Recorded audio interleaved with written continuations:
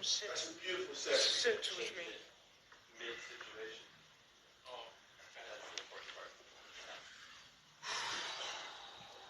So we're going to talk for a second here with this. I have my program here. I got my numbers chart that I'm staying with. And you pulled out your app, did a calculation. You know exactly. You packaged it up before flying over. Yeah. Your carbohydrates, you know about your protein, your carbs, the fats.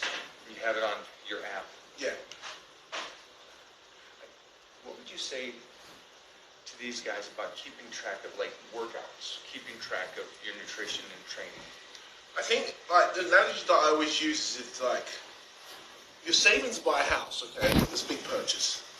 Yeah. And you don't keep track of what you're spending, what your income is, and what you're spending, and what you're saving. When are you going to know that you're ready to purchase this house? That's a simple analogy. So a simple analogy. I'm no accountant, but if you don't know how much money you have saved, how much money you have coming in, how much money you have going out, you're never going to be ready for this house. You're going to be talking. It's just a dream.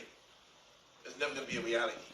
And so I think even the body's even harder than that. That's what I'm saying. Because of the fact that it's like, maybe what worked for you a year ago, let me go see what I was doing, isn't working for me now because I'm a year older. Definitely. This has been the hardest prep for me. I'm not going to lie today because I feel because of my age. Yeah, you go, my joints are clicking. You know, I need a massage. I need some blading done to kind of help me as well with sort of getting rid of any aches and pains before stepping on stage. We got to give him Jimmy. Yeah, blading. Someone to blade me. Yeah, we have better than blade. Yeah. I need him to come over and blade me for sure. Not blazing. Blade. But so what's different this year? So I wear this thing called a Whoop. They don't sponsor me. I don't work with them. I just think it's fantastic to kind of see how ready you are for physical activity. So it monitors your heart rate variability, it monitors your sleep, and it also monitors your recovery. So recovery to me has been a big part of this year's prep recovery. So I've been trying to get my 7 to 8 hours sleep, and I've been taking naps during the daytime as well if I'm struggling.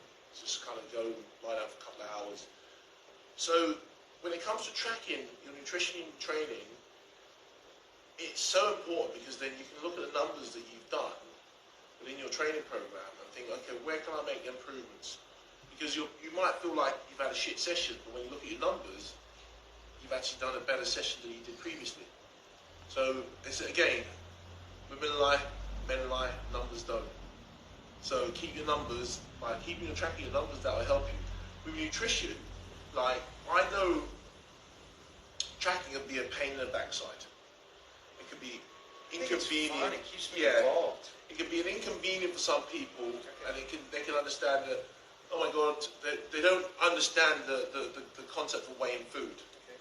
So they've never done it before. They said, it's difficult to weigh food. I haven't got the time. I'm grabbing Marks and Spencer stuff, or grabbing stuff from the supermarket. Marks and Spencer's a department store in the UK. Grabbing stuff from the department store to eat. A lot of this stuff's got barcodes that you can scan these days.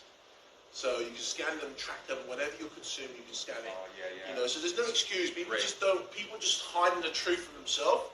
And I think, like, the truth hurts. The fact that you eat like shit, you look like shit,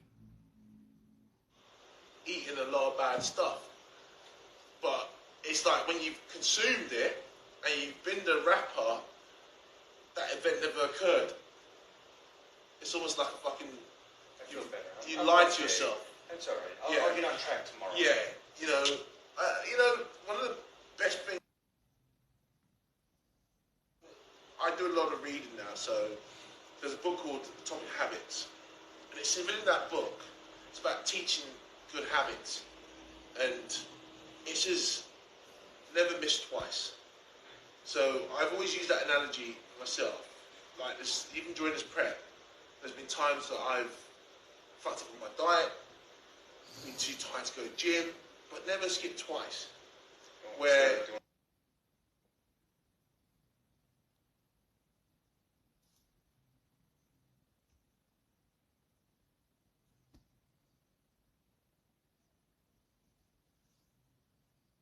when you've done something once, it's understanding, thinking, okay, what can I do now to make up for missing that session or make up for not tracking as well, going over all my macronutrients.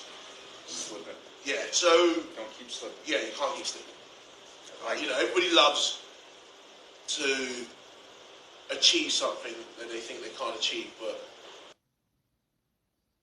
the fact is, it's not about what you can achieve, it's about the consistency you can sustain. Does that make sense? No, it does to me. Does that make sense to your audience out there?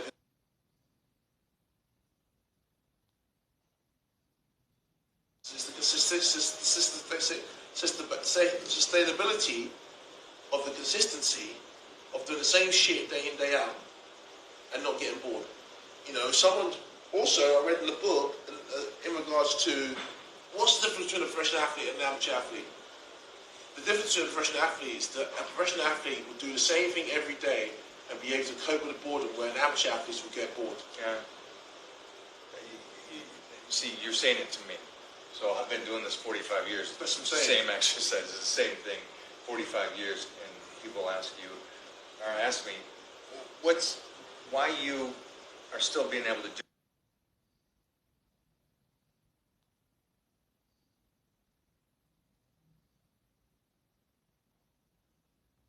more basic